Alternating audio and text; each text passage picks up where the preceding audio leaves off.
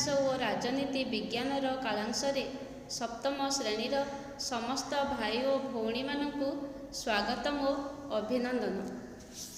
पिलामाने police बाहिनी विभिन्न पदक्षेप नहीं जनसाधारण को जेपरी साहाय्य करती, बंधटीए जेपरी प्रखर स्रोत को नियंत्रण करे, ठीक सेहीपरि गोटिए देशर संविधान देशर जनसाधारण को श्रृंखलित करिथाए। प्रथमे आमे जानिबा संविधान कहिले आमे कौन बुझु। संविधान हेउछि नीतिमानंकर समाहार, जहाद्वारा सरकारंकर क्षमता, नागरिक मानंकर अधिकार एवं सरकार नागरिक मानक मध्यरे संपर्कर समन्वय होइथाए। एहा हेउछि गोटिए राष्ट्रर मौलिक आईन। एही आईन द्वारा सरकार गठन करा जाए। संविधान केंद्र सरकार और राज्य सरकार मध्यरे क्षमतार बंटन करिथाए एवं सेमानंकर विवादर समाधान करिथाए। तेणु गोटिए राष्ट्रर सुपरिचालना पाई जो मौलिक आईन आवश्यक ताकू से देशर संविधान कहुए।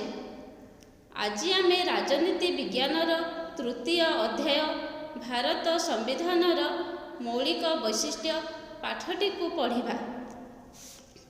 कैबिनेट मिशन प्रस्ताव अनुजाई संविधान प्रणयन सभार निर्वाचन 1946 मसीहा जुलाई मासरे होइथिला।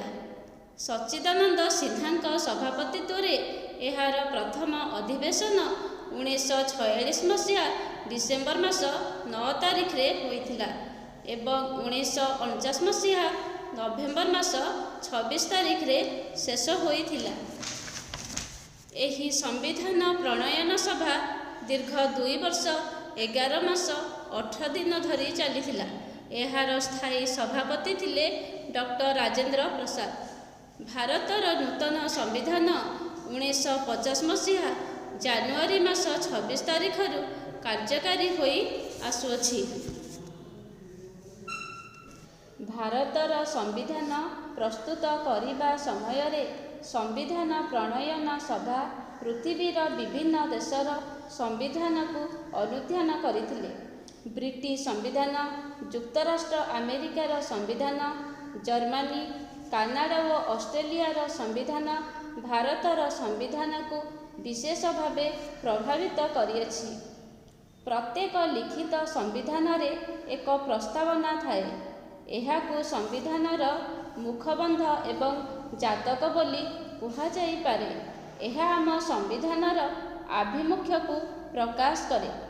विशिष्ट संविधानविद पालखीवालांको भाषा रे एही प्रस्तावना संविधानर एक परिचय पत्र।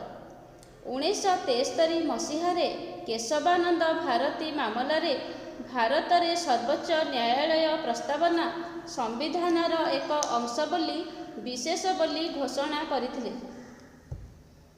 आमे भारतवासी भारत को एक सार्वभौम समाजवादी धर्मनिरपेक्ष गणतांत्रिक साधारणतंत्र रूपे गठन करिबा पई दृढ़ संकल्प नेबा। सार्वभौम राष्ट्र एक सार्वभौम राष्ट्र होई थिबारु एहा आभ्यंतरीण एवं बाह्य नियंत्रणरू संपूर्ण मुक्त। भारत एक समाजवादी राष्ट्र होई थिबारु दारिद्र्य दूरीकरण एहार मूल लक्ष्य। भारत एक धर्मनिरपेक्ष राष्ट्र होई थिबारु राष्ट्र दृष्टि रे सबु धर्म समान। प्रत्येक व्यक्ति जे कोनोसी धर्म ग्रहण करि पारिबे। भारत एक गणतांत्रिक राष्ट्र होई थिबारु लोक प्रतिनिधि मानक जरिया रे शासन परिचालना करा जाए। भारत एक साधारणतंत्र राष्ट्र होई थिबारु वंशानुक्रमिक नीति रे शासन क्षमता को आसंती नहीं, से लोकमानक द्वारा निर्वाचित होती। तेणु आमे भारतवासी भारत को एक सार्वभौम समाजवादी धर्मनिरपेक्ष गणतांत्रिक साधारणतंत्र रूपे गठन करिबा पई दृढ़ संकल्प नेबा एवं एहार नागरिक मानकु सामाजिक, अर्थनैतिक और राजनैतिक न्याय प्रदान करिबा। ଚିନ୍ତା, ଅଭିବ୍ୟକ୍ତି, ପ୍ରତ୍ୟୟ, ଧର୍ମୀୟ ବିଶ୍ୱାସ ଏବଂ ଉପାସନାର ସ୍ୱତନ୍ତ୍ରତା ଦେବା, ସ୍ଥିତି ଓ ସୁବିଧା ସୁଯୋଗର ସମାନତାର ସୁରକ୍ଷା ପ୍ରଦାନ କରିବାକୁ ଦେବା, ବ୍ୟକ୍ତି ମର୍ଯ୍ୟାଦା ଏବଂ ରାଷ୍ଟ୍ରର ଐକ୍ୟ ଓ ସଂହତି ନିଶ୍ଚିତ କରି ସେମାନଙ୍କ ମଧ୍ୟରେ ଭ୍ରାତୃଭାବ ଉତ୍ସାହିତ କରିବା। ଭାରତୀୟ ସମ୍ବିଧାନ ଚିଠା ପ୍ରଣୟନ କମିଟିର ଅଧ୍ୟକ୍ଷ ଥିଲେ ଡକ୍ଟର ଭୀମରାଓ ରାମଜୀ ଆମ୍ବେଦକର।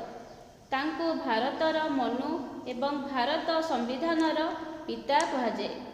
ସେ 1891 ମସିହା ଏପ୍ରିଲ ମାସ 14 ତାରିଖରେ ମହାରାଷ୍ଟ୍ରର ରତ୍ନଗିରି ଉପଖଣ୍ଡରେ ଜନ୍ମଲାଭ କରିଥିଲେ। ସେ ଜାତିରେ ମାହାର ଥିଲେ। ସେ ସବୁବେଳେ ଦଳିତ ଜାତିମାନଙ୍କର ସାମାଜିକ ଉତ୍ଥାନ ପାଇଁ ଆଜୀବନ ସଂଗ୍ରାମ ଚଳାଇଥିଲେ।